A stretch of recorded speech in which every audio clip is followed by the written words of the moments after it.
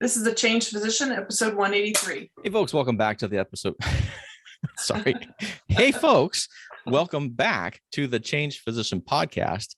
In this episode, you can see how my mouth was going too crazy. We're going to do part 2 on Rich Dad, Poor Dad. We ended our last episode. We talked about the kind of the influence of this book, how it was sort of a mind shifter, where it really sort of awakens this awareness and makes you start thinking differently about where you fit in this. Are you employed? Are you self-employed? Are you a business owner? Are you an investor? Most physicians fitting probably either in the employed or self-employed role. Even the ones with the clinics, I would say most of the time are more in that self-employed role. And at the end of the last episode, we were discussing, well, there's in chapter 9 of this book, there are a bunch of steps that Mr. Kiyosaki gives on how to kind of make the start. Now, before we go into those steps, though, there's a couple of things I wanted to kind of emphasize I forgot about for the last episode. Number one, one of the kind of key things I think about all this is your ability to separate your perspective to what is the content being delivered versus who is delivering it. And I'm bringing this up because there's a lot of controversy about Mr. Kiyosaki. Mr. Kiyosaki, first and foremost, is a marketer. Now, what does that mean? Marketers are really good at finding ideas that resonate with people, amplifying those messages, and then making money off the delivery of the message. Oh, that's the primary modus where they're making their money. Okay, that is not good, and that is not bad, but you need to be aware of that. So. And I think it's important because a lot of times what they'll have is they'll present really, really good information on idea, but the follow through on it may not necessarily good. They may on their own activities may be inconsistent.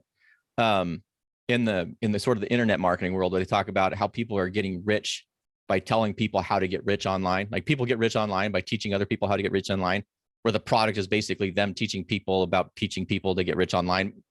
Not that they've actually, and so there's this weird incestuous thing that's sort of just like gross to me. Yeah. They're saying, oh, you can make all this money. I've made all this money, but they actually haven't made any money because they actually need people to buy their stuff in order to make money. And so a lot of marketers have a tendency to do that. So I know I've seen some criticisms of Robert Kiyosaki. I'm not disagreeing with him at all, but the fundamental ideas of his books are quite good. And that's one of the things I think is really interesting about really great marketers. Is whatever they're doing on the side, trying to make money on the back end, the core ideas are oftentimes really, really good. It just sometimes is very difficult for us to take action on, which is how they make their money, because then they sell whatever, and sometimes they just keep selling stuff. Yeah. So I wanted to get that out of the way before we go in the steps, because I think that there's a couple things in the steps here where that's going to take. What am I saying? That'll take that I'm going to take some issue with. Sure. So in chapter 9, where we're going to be moving towards the first step is, I lost the page. What page is it? So page 165. 165. Okay. So 165. Getting started. I'm in the wrong book. That's why this doesn't look familiar to me. I was putting up with the book. I have the other one bookmarked. All right. So in step 1, in this idea of developing your rich dad, poor dad mentality, your rich dad over your poor dad. Number 1, I need a reason greater than reality. The power of spirit. If you ask most people if they would like to be rich or financially free, they would say yes, but then reality sets in. The road seems too long with too many hills to climb. It's easier to just work for money and hand the excess over to your broker. This step is I could see people, wow, that's just fluff and blah, blah, blah. This is actually really important. This is a shift in your belief system and how you think. Now, I am not a secret person that you're going to manifest whatever by writing 10 times on the piece of paper that I want $1 million. I want $1 million, because these manifestors will say that. But shifting your thinking is really, really crucial. Like if you don't believe it's possible, you're not going to actually behave in such ways to make that reality possible. Yeah. And it's not being on the far extreme of where you're just like, oh, if I only believe, it'll all occur. But really understanding is that you have to start thinking, hey, is this true? Can this be true? Because if you're like totally skeptical and think, well, this isn't going to work, then you're highly likely that you're not going to do anything. You're actually not going to follow it and do it. So that was my key piece for this, which I think is interesting, because I think a lot of times, a lot of these kind of entrepreneur things will start with a mindset. And I think people gloss over that. Yeah. Well, I think it's critical. And he starts this whole section, the whole reason he wrote Getting Started is because people are like, well, how do I start? And people want these quick ways of doing things. And the way he finishes out even number one of this guide is, he's like, I wish I could say it was easy. It wasn't hard either, but without a strong reason or a purpose, anything in life is hard. And, he wanted to be free by, financially free by age 40, but he's saying there, it even took him till 47 with a lot of learning experiences along the way.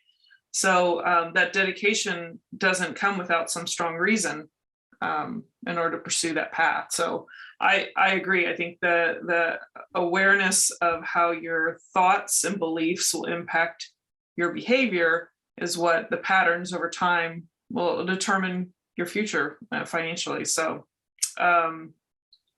it says in strong, bold caps, if you do not have a strong reason, there is no sense on reading further. It will sound like too much work. I mean, obviously he gets that. That's got to precede anything else. So you want me to go to number 2? Yeah, do number 2. Okay. So number 2 is I choose daily. A very simple phrase there, but it's the power of choice. That is the main reason people want to live in a free country. We want the power to choose. And so he chooses, to make choices, whether it's spending habits and whatnot, that will determine what you'll have in the end. I mean, this is no different than, you want to choose to make a better choice for your health, and you improve your fitness, or you eat cleaner, or you stop drinking alcohol so heavily, or, whatever those things are. It is a choice every day. And especially at the beginning, I think there's a more intentional, it has to be more of a struggle, I think, consciously to make those choices initially, because you've been running different patterns.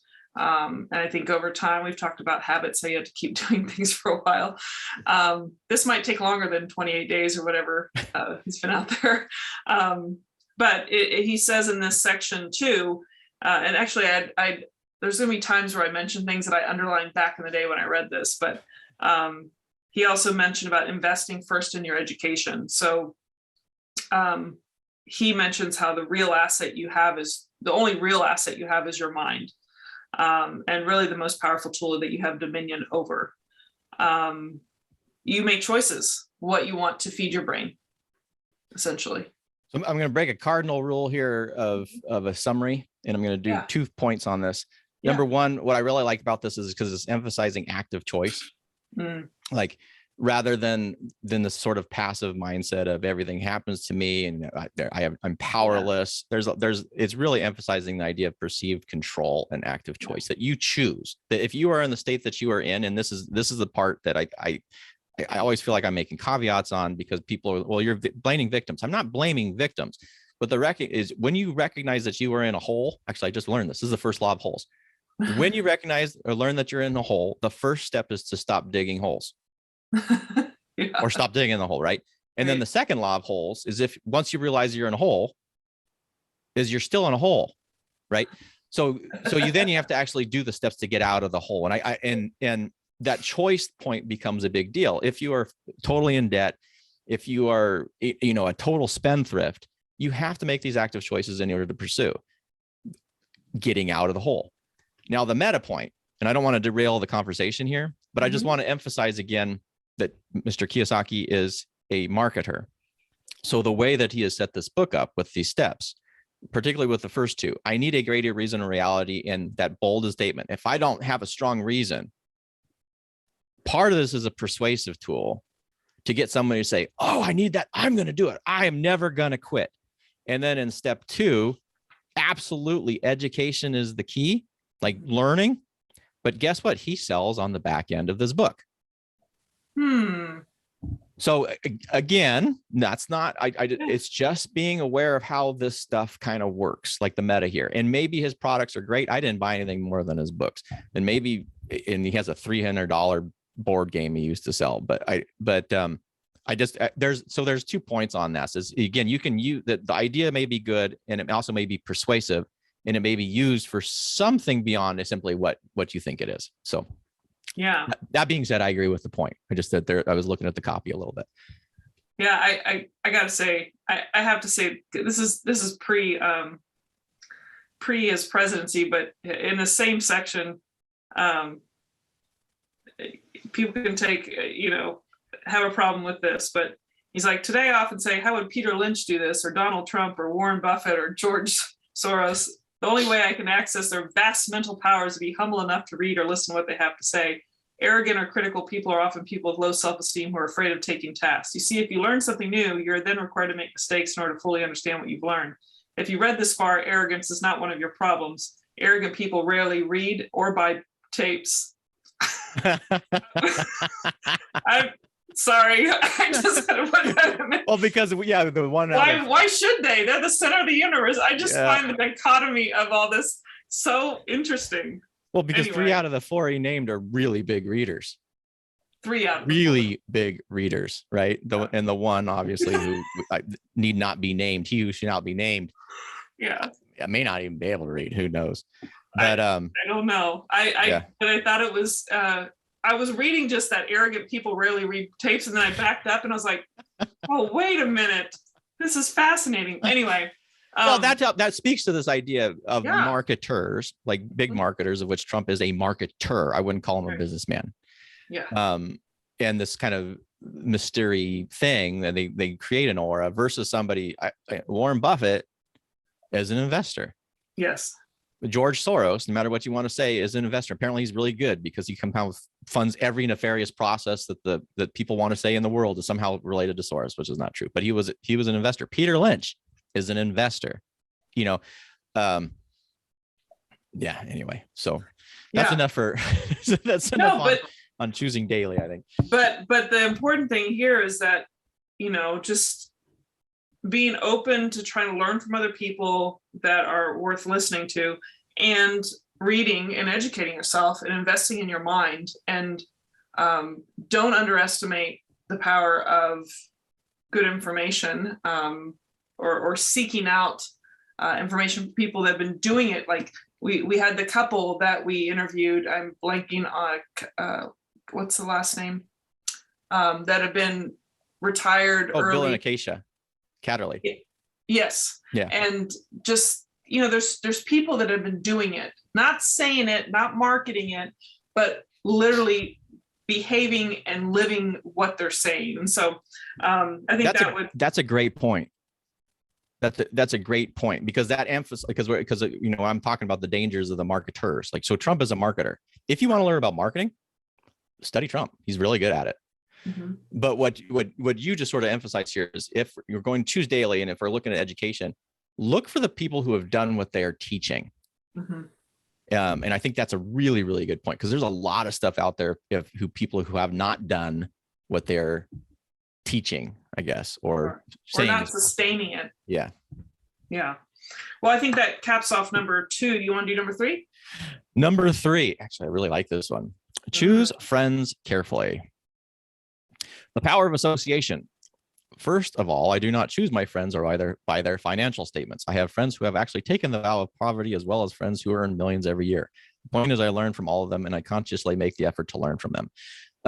This, I think some people can be quite a struggle, because what is basically the importance of this is who your friends are will influence your behavior. That is not a statement, that is a fact. Or we should say there's objective data that strongly supports that statement. There's an old saying about, you are the 5 people you choose to spend most of your time with. Right. And again, there's a lot of objective data that supports that as well. If you just even look at even physical characteristics, which always has blew me away. If you are obese, or if you have obese friends, you are more likely to be obese yourself. And so there's a subtlety between the conscious and the subconscious and behavior and actions, and actually probably something to do with the perception and how then it influences your individual actions. Like for obesity, how you eat, or what you tolerate, or what your new normals are. In the same way, I think occurs a lot with wealth and investment. You mentioned earlier how you feel like an alien sometimes. Maybe you didn't say alien, but I'm going to use that term. That's how I felt. I'm different. I still feel like an alien in a lot of scenarios where people are talking about stuff. I'm like, this is like, I don't care. I really don't care about the football game. In some situations I might, I have like a little bit of college ball, but it's not the biggest thing. I'm more interested, if you've been watching this podcast, in how like neuroscience and the brain. I like entrepreneurship. I like persuasion. I like that stuff. That's the stuff that really makes me interested. So making sure you have people that are somewhat aligned with what your interests are.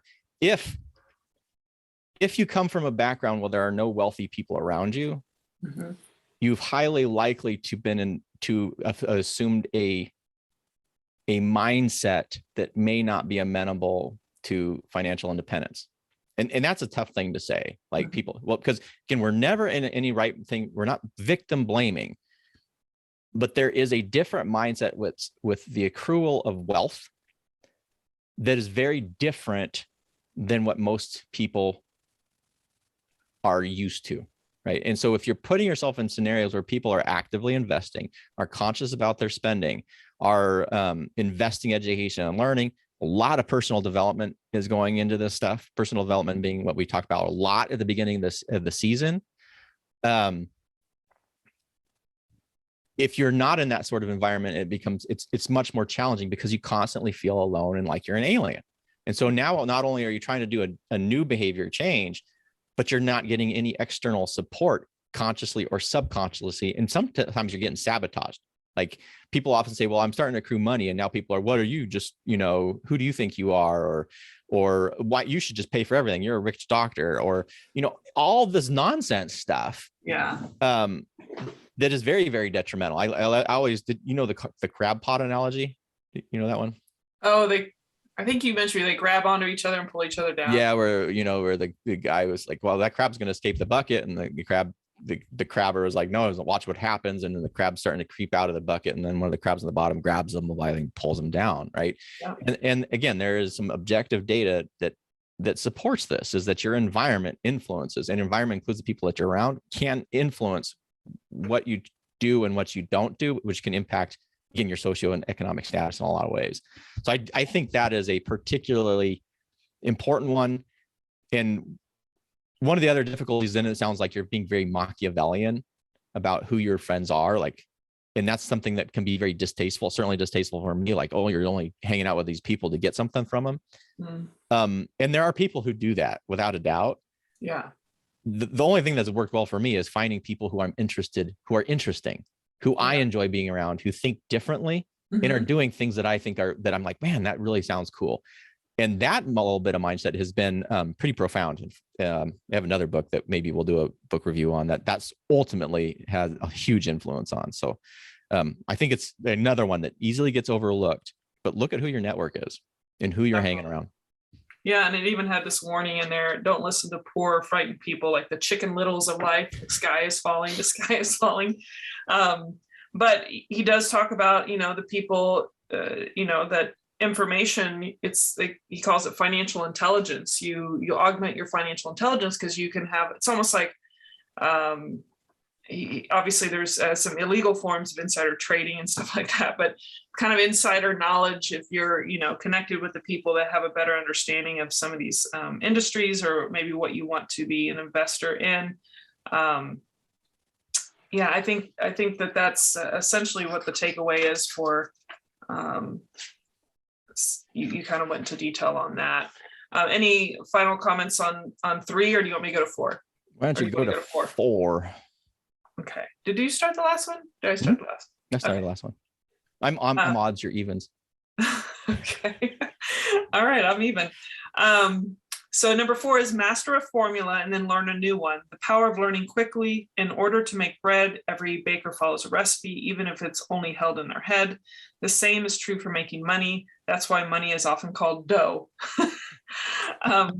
So most of us have heard the saying, you are what you eat, and he has a different slant on it. It says, I say you become what you study.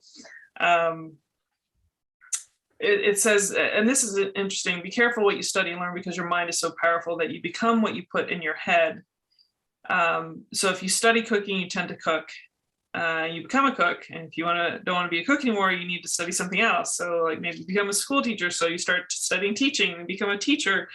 And so when it comes to money, unfortunately, the masses tend to have just one basic formula they learn in school, and that is work for money, which I think that in and of itself is powerful, because a lot of people might be like, so what's wrong with that? But you're trading your time all the time. And I think there is a rigidity in our lives of after the Industrial Revolution, probably. I'm assuming just mass production of things, and how these unions of people, how they put people to work in this like very restrictive way. I think it affects your psyche, and it doesn't enable you to kind of like be true to yourself. I know it's a little bit off on a tangent, but I think that there's thinking about money a little differently. It can be extremely, I think, freeing. And so different formulas for, making money, not making money, but letting money work for you, I think is a good one. Any thoughts about number 4? Yeah, I think there's two key pieces to this. One is in the first line, and one is in sort of the explanation that you discussed. One, so master a formula and then learn a new one. This is the power of focus, right? So if you're just starting out, is to do one thing and then do that one thing, concentrate on that. So let's say, Sarah, you're a physician, you're a new attending. You just all of a sudden are now getting an attending salary. Choose the path that you want to proceed and do that. Like if you want to be one of those people who are completely debt adverse, and again, I'm not recommending this is the best way, and you just want to pay off your debts, you want to pay off the loans, then focus on paying off your loans. If you are someone who who's really interested in maybe wanting to put a lot into investments right away, in predominantly equities, then really focus on getting the skill set in order to pursue equities. It's not rocket science. But first of all, we've talked about that before. And then if you want to develop business, focus on learning business development skills, but don't be jumping ship. And what I mean by that is like, oh, I want to do real estate. Everybody says do real estate. So I'm going to jump into real estate. Oh, wait, this person's saying I have to go invest in VT stacks. I'm going to go to the stock market. Wait, no, somebody else is saying, when we're doing the shiny squirrel thing, you're not learning anything. Yep. So I think that's kind of one of the pieces is focus on one and put the time in to develop it before you jump ship to something else. It makes some sense. The second part, which he mentions in learning, and he didn't emphasize in the statement, is the ability to learn. Like what you said, is a lot of people will graduate from high school or even graduate from fellowship, and then other than CME, which almost becomes a chore, and you're trying like, well, can I go to Hawaii for my CME so I can do Hawaii things and I don't have to learn? It's the power of learning. Like learning does not stop after high school, doesn't stop after college, it doesn't stop after medical school. That's just the beginning. And this I'm obviously a little emphatic on, because I did not start learning until I was 38 years old, flat out. I had already graduated medical school, I had finished fellowship. And it's just embarrassing to me. I saw learning as a thing that you checked on the box to pass the test. I didn't understand about learning as a process to develop resources and skills so that you can actually apply them in new and different ways. Yeah. So that having a learning mentality is really, really crucial, just not only to kind of building wealth, but simply to living well. Yeah. Not a fixed mindset. Not a fixed mindset. Yeah. Cool. Oh, it's an odd one. I guess it's me, unless you have something else. All right, you're up. Okay. Odd one. This is one of my favorite ones. Okay, so number 5 is pay yourself first. And this is the power of self-discipline. I'm in no ways a remarkably successful person when it comes to wealth management. That being said, within the next 5 years, we will more than likely be very choosy in how we spend our time. Let's just put it that way. I'm not going to say retire or anything like that. Yeah.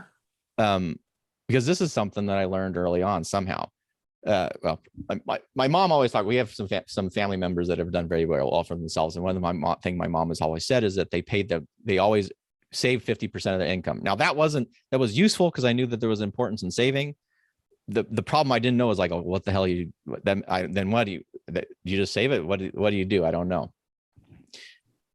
Then something there, maybe it was one of those millionaire books that I'm thinking David Bach's guy's name, but this paying yourself principle is super, super important. And particularly if you're an employee, what this means is when you automatically deduce, like the cardiology example I used in the episode prior to this, pay yourself first, take that money out before you even see it, and then you can't spend it. And the other part about it is it's psychologically, it's just, it doesn't even exist. It's hard to say how, I don't know how the perception is very different. So what, the two things that I did with this pay for yourself first thing, the two things I learned was, okay, well, it's time in the market, not time in the market. So as soon as I was being able to qualify for retirement accounts, I maximized my retirement contributions to try to get them paid off within the first 3 to 4 months of the year. Mm-hmm.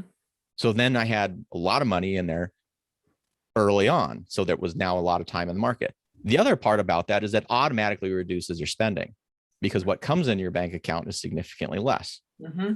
And so then you're looking at your bank account and then you make different choices. Mm-hmm.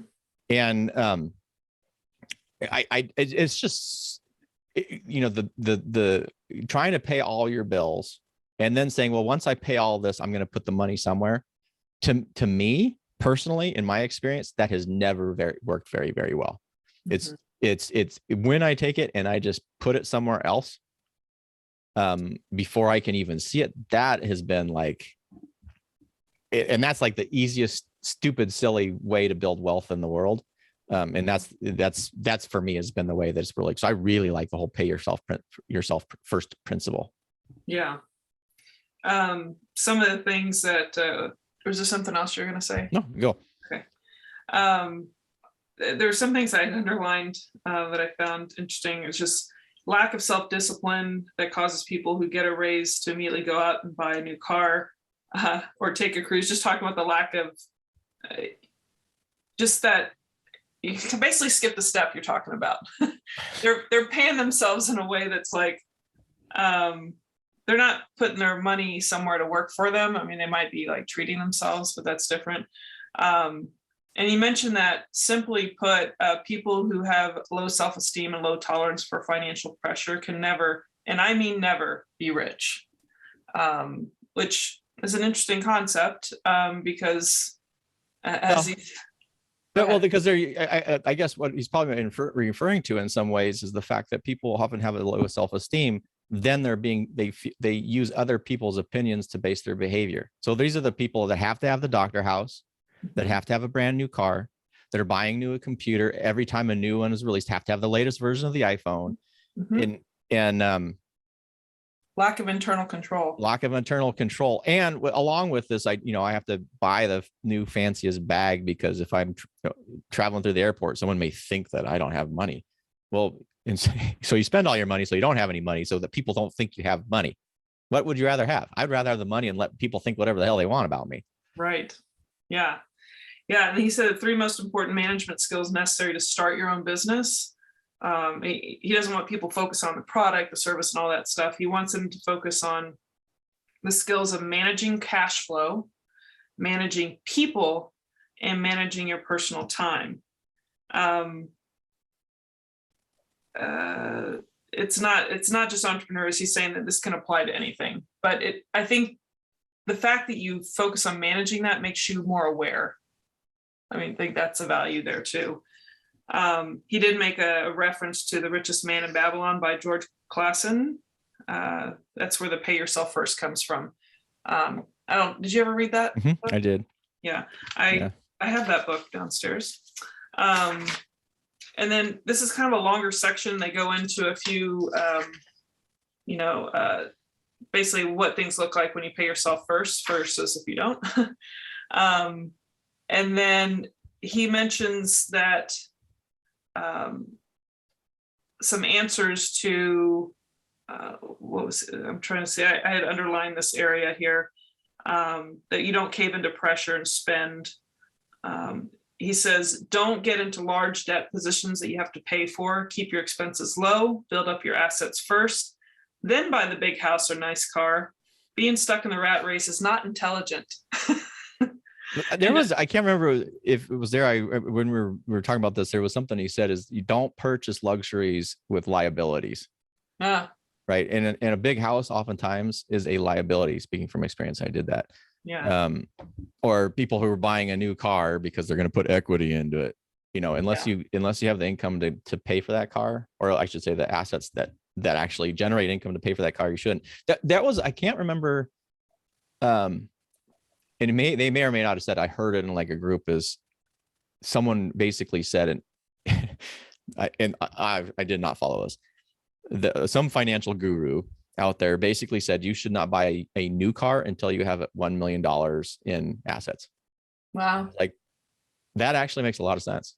When you look at cars as a depreciating asset, and people are out there buying their 50, 60, 70, $80,000 pickup trucks, and they have no assets. I mean, that's insane. Yeah. Yeah. Yeah. We have a 2010 and a 2014 car, and probably run it down till it's like the tires fall off. We have a 2003 and a 2006. They're almost the same age as my kids.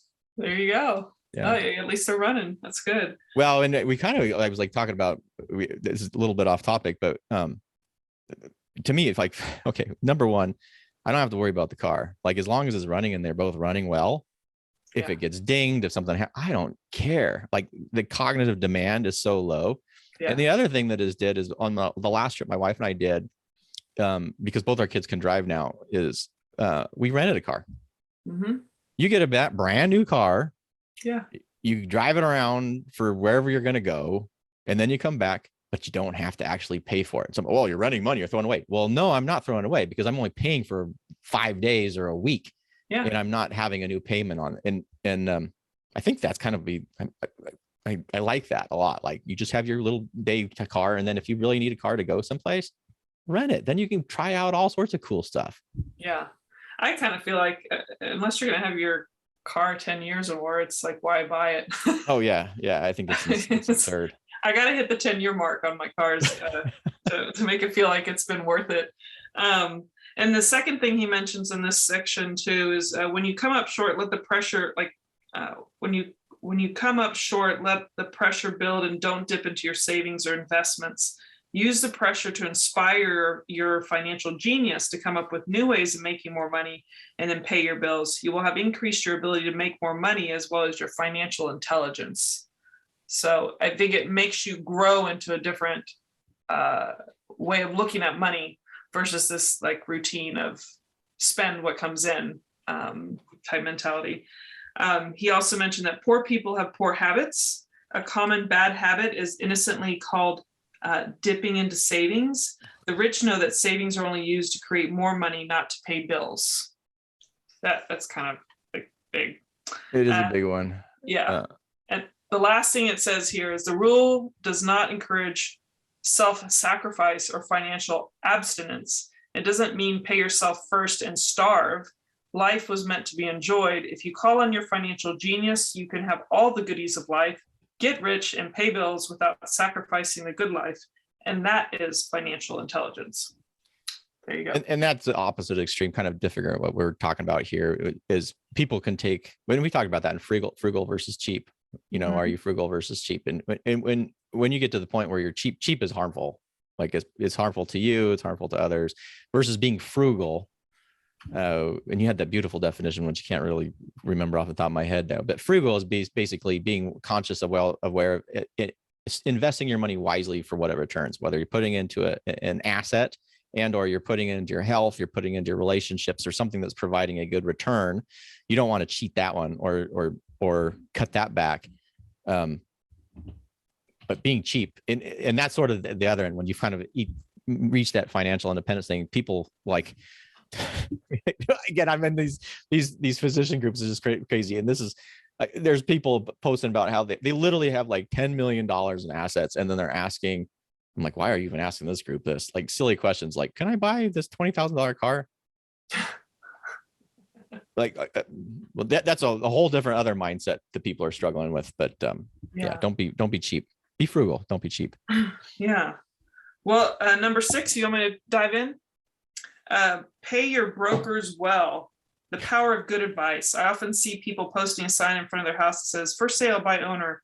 Or I see on TV today many people claiming to be discount brokers. My rich dad taught me to take the opposite tack. He believed in paying professionals well, and I've adopted that policy also. Today, I have expensive attorneys, accountants, real estate brokers, and stockbrokers. Why? Because if, and I do mean if, the people are professionals, their services should make you money. And the more money they make, the more money I make. A good broker should provide you with information as well as take the time to educate you, which brings me to a point that I would like to speak on maybe one of our future episodes, maybe after I reread it again. Just a little, this thing changed my understanding of how I could go from employee to self-employed and make good tax decisions. So yeah, but that's a lot of free advice out there, but also obviously, as most people who market well, they have a back end and they have a way to make money from you later. And that's okay as long as the quality's there. But. Yeah, but that's a way to reel you in and really make you understand their value. If they're being honest and forthcoming. Yeah. There's one other area I underlined in this section. So he's talking about people who sell their house and their own must not value their time much. Why would I want to save a few bucks when I could use that time to make more money or spend it with those I love? What I find funny is that so many poor and middle-class people insist on tipping restaurant help 15 to 20%, even for bad service, and complain about paying a broker 3 to 7%. They enjoy tipping people in the expense column and stiffing people in the asset column. That is not financially intelligent. That's interesting. It is interesting, and I think that's good copy. I think that's a little diverse from reality for a couple things when you kind of look at living wages and the way the service industry is. Because like if you go to someplace else like Europe where they actually pay a living wage and you don't tax the tip, seems to make a lot more sense. So I tend to, unless it's really bad service, I tend to tip 15 to 20%, particularly during the pandemic. What I do take a little bit thing and neglect it on this when he says pay your brokers well, I would take out that word brokers and I would, pay your advisors well. Yeah. And luckily he does mention, like, I make sure whoever your advisors are good advisors. So you're paying for good service.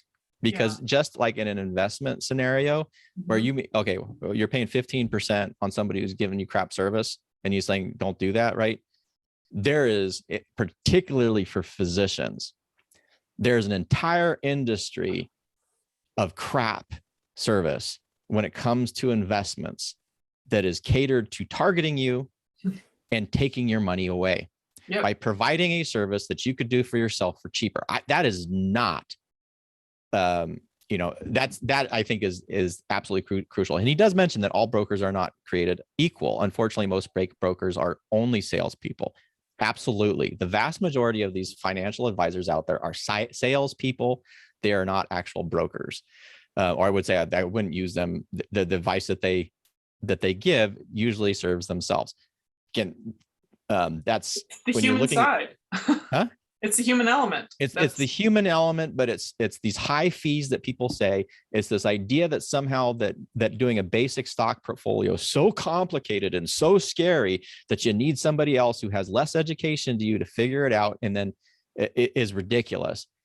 I learned this lesson obviously the hard way. We've talked about, I think, in a previous episode where we got into financial advisor predominantly because I thought we needed a financial advisor. He steered us into bad investments, including those variable universal life fund, universal life policies.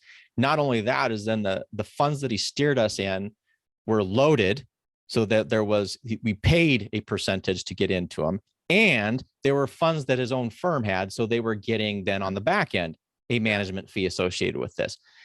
We were in that for we lost, it was a very expensive lesson, I will say. Sure. But I want people to, the reason is, you want the best advice that you can, but you have to be educated and learned enough to know what good advice is. And we are very, very lucky in the stage and age that there's multiple physician websites that will talk about this. We've had Leaf on from Physician on Fire. We haven't had Dr. Dahl from White Coat Investor. I haven't really looked at his stuff enough, but the things I have seen make a lot of sense, and he's speaking things that are very rational. God, don't throw up your hands and think you can't learn this. This is not, again, it is not rocket science. It's not theoretical physics. This is really, really basic stuff. And in this day and age, it is not hard to do, to set up a basic fund. If you're getting into crazier, once you've established that and you've started really building strong assets, and then you're moving more into a really heavy investment role, like if you're an Eric Tate, that's different. You're gonna be looking at your legal advice. You're going to be looking at the investments differently. You're going to be looking at the fees associated with them differently. That's a whole different world to live in rather than basic financial independence. And I guarantee he at least understands it enough to be able to vet who he is getting information from and whether they are working in his best interest or not. So this is a huge danger sign, I think, for physicians is the brokerage part. Yeah. He even made a comment about never ask an encyclopedia salesperson if you need an encyclopedia. Yeah. I could say that in medicine too. Never ask a surgeon if you need surgery. But if they're a good person that wants to look out for the patient, they'll be honest if they don't think they need it. But the best surgeons are going to be one that tell you don't need an operation. That's the thing I always laughed at, like particularly in pain. Oh, the surgeon said I did an operation. I'm like, you should kiss them. Yeah, say thank you. Because they're being honest. Yeah. I got in a little disagreement with a friend of mine about the stuff that happens in medicine where people will sell you what you think that you want, even though it's not necessary. Yes. And he's like, yeah, I was talking to a surgeon friend, and the surgeon said, what would you do if this person came in and they wanted the surgery, but you didn't actually totally need it? And my friend said, well, then you don't do it. And he goes, no, that's the wrong answer. And you're like, what? He's like, yeah, because they're going to go down the street to somebody else and they're going to do it anyway. It's like, oh my God. It still just infuriates me. Yeah. So yeah, this can go for everything. You want to pay for the best service. That includes your physician, but make sure that they are aligned with what your interests are, right, and that you are paying them because they're serving you well, not because they're serving themselves well. Yeah. This again, human element. The end of this said the real skill is to manage and pay well the people who are smarter than you in some technical area, assuming or understanding they're looking out for your best interests. That's my little addendum. Yeah, and that's probably one of the I think one of the hardest. It's really hard. In fact, there's another marketer who made a comment on this, is because you're almost like you need somebody to translate. You need to understand enough to translate the information but then you need the translator. It's like you need to learn German before you can get the German translator, kind of a deal. It's like the alignment hacks we were talking about. Yeah. You to get what this person's saying and where they're at and get them to be on to but really communicate. And you have to have at least some domain specific knowledge in order to ascertain what they're saying, whether it's useful or not. Like being a patient as a physician makes it easier for you to. We have such a huge advantage. Like it's ridiculous. Like I'm so grateful. That's one of the people talk about. I feel horribly for patients out there. I do too. I think that's why I do education stuff. It just came to me right now. Like that's probably the core of where this all comes from. Oh, because people are being taken or not. They're like sheep to the slaughter in a lot of ways. It's man, it just kills me. Just absolutely kills me. And then just the things that I'm sure that you've seen, that I've seen. Anyway. So, but the long and short of it is you need to at least invest a little bit in your own education, whatever it is, whether it's investments, health, etc., so that you can at least have an educated opinion on whether or not the information that they're providing you was within your self-interest, that it's actually serving you well rather than serving somebody else. Yeah, agreed. Well, why don't you do number 7 and we'll get to knock out all 9 of them, I think. Was it 10? 10 of them. 10 of them. Okay. Well, number 7. I'm going to change the word on yours because this is kind of racist. Yeah. Be a giver. How about that? Well, it's not a giver, right? As being instead of being a giver, what's a better word for this? Be a broker. And so the term in this is referring to a cultural practice where people would be given something, and then whoever gave them that thing came back later and said, hey, I need that back. Right. And the idea behind it is, I would say, is there's a place, time and place for giving. But if you are giving all the time without any sort of expectation of return, you're not developing those relationships and you're not developing those assets.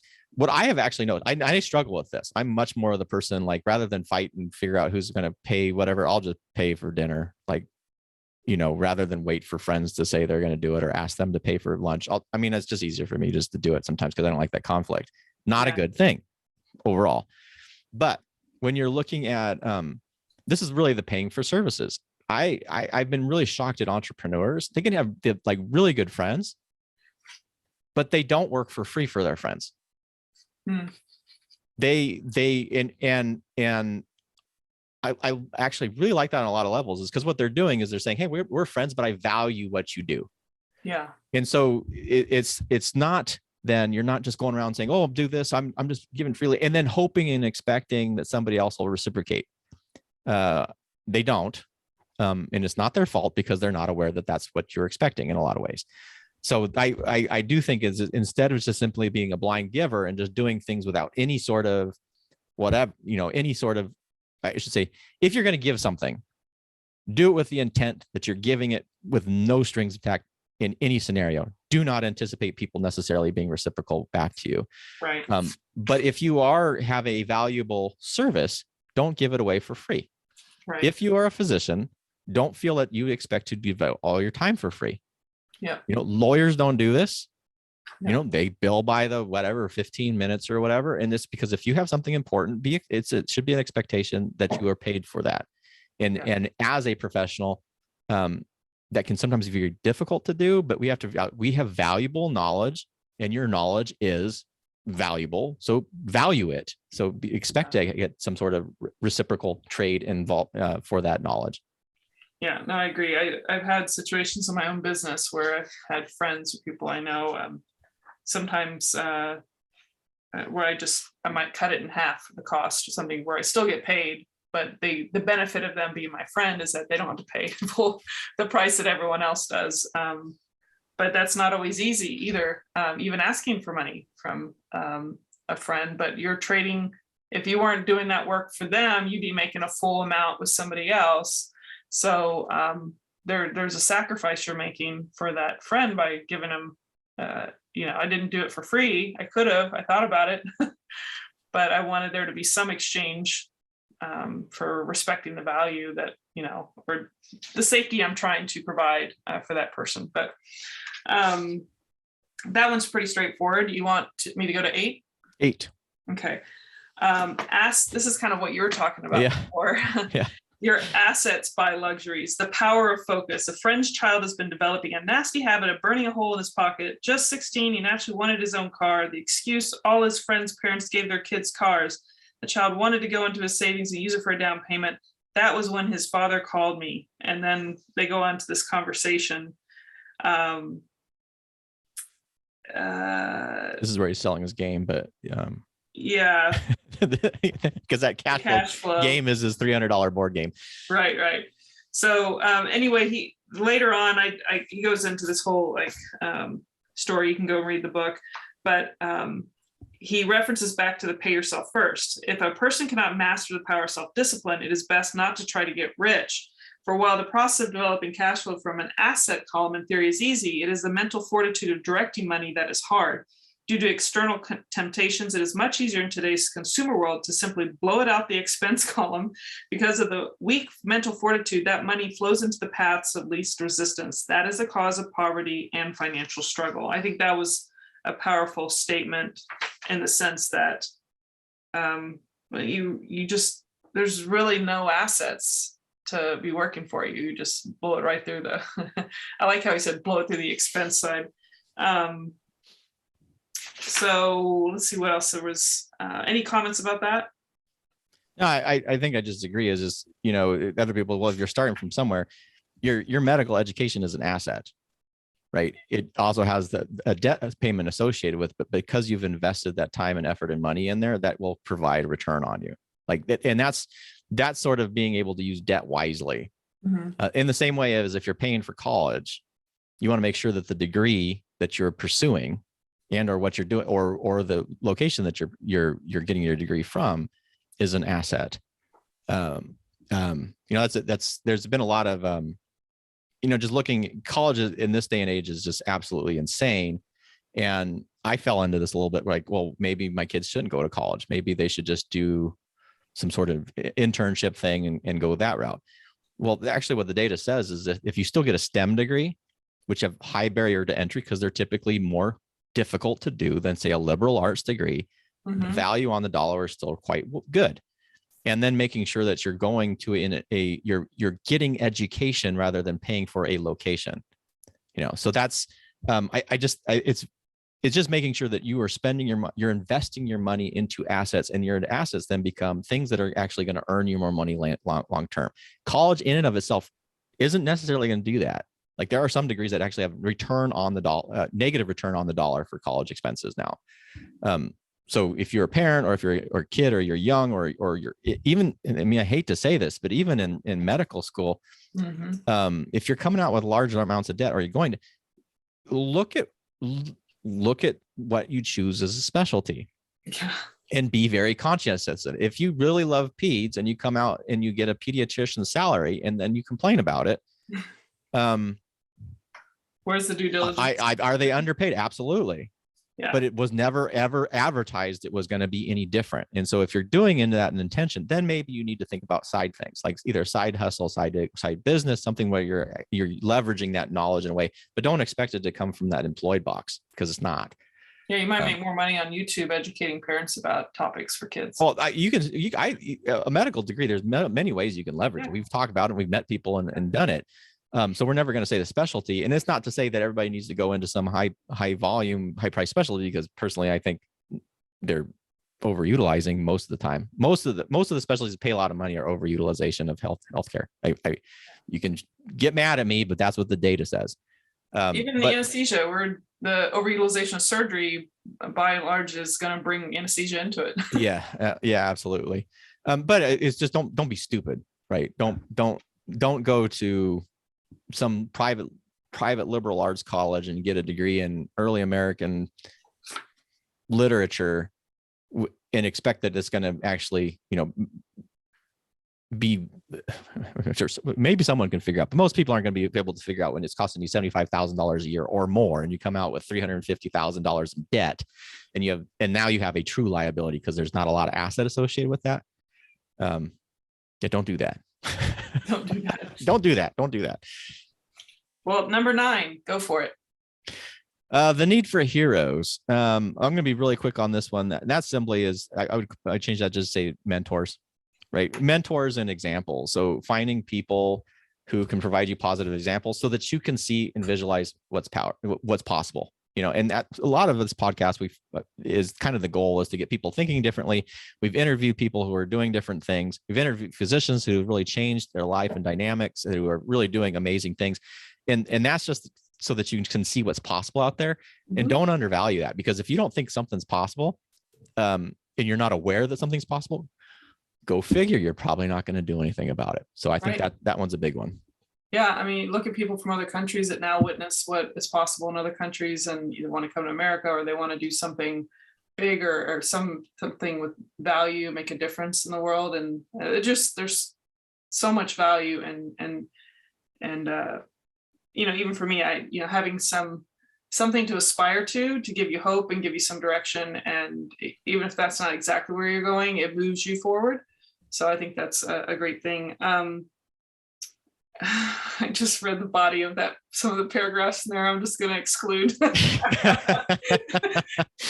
Just because we're bringing up Mr. Kiyosaki here, it doesn't mean we agree with everything, but there is a lot of value in some of the basic money concepts and some of these guidance points. But the last one is teach and you shall receive. And I think it's really the flipping the script from number 9 instead of the need for a mentor. It's more of become a mentor. And I think that you can make a difference in this world. There's a couple things I had underlined years ago. Whenever you feel short or in need of something, give what you want first, and it will come back in buckets. That is true for money, a smile, love, and friendship. I know it is often the last thing a person may want to do, but it has always worked for me. And it's all about reciprocity.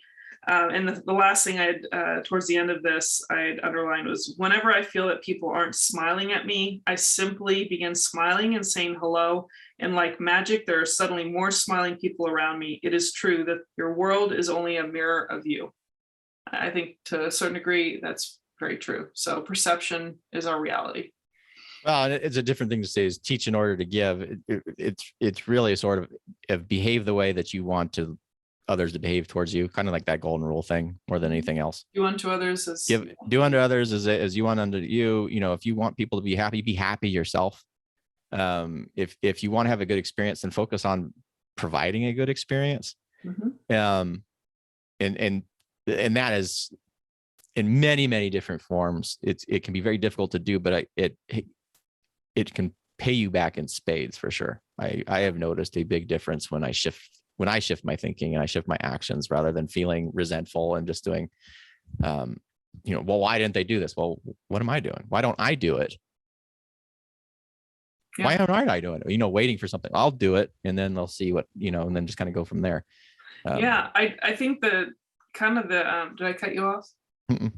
The takeaway for this whole getting started, like trying to figure out how to build wealth in your life. I mean, that could be for a lot of different things, but it starts with this mindset, and it ended up with the very things we talk about. The awareness and the beliefs lead to the actions, and at the end of this getting started, it's talking about creating the actions even to influence others, which this is the epitome of like so many good things that we can put into this world. And the bulk of the internal bulk of what this getting started may have more strategic things, but I think I like how it was capped at the front and end with kind of the beliefs, actions, behaviors, and influencing. I like that. And any final thoughts from you? I think that's a good quick summary there. And again, overall, I think looking at what the message is rather than the person delivering the message, ideas can come from anywhere, and this is a mind shifter book. Certainly sounds like it shifted your brain, Melissa. It certainly shifted mine and made me just kind of think of income certainly differently, and where I sit on that, where am I employed versus self-employed, business or investor. And again, being really conscious, even for people there's a lot of people who think they're business people that are actually self-employed. Mm-hmm. And being aware of that distinction is really crucial. It's not saying one's better than the other. It's just understanding that if you building a business, you're building a business. If you're self-employed, then you're doing something else. I don't know. Anything that increases the level of awareness is a good thing in my book. So I like that. Awesome. Yeah. Well, take us out then. All right. Well, thank you all for joining us to another episode of the Change Physician podcast, where we reviewed and talked about the last 10 steps on how to get started with Rich Dad Poor Dad by Mr. Robert Kiyosaki. As always, if you're interested in learning more about the community or be involved there, you can go to thechangephysician.com. And until next time, stay well. Take care.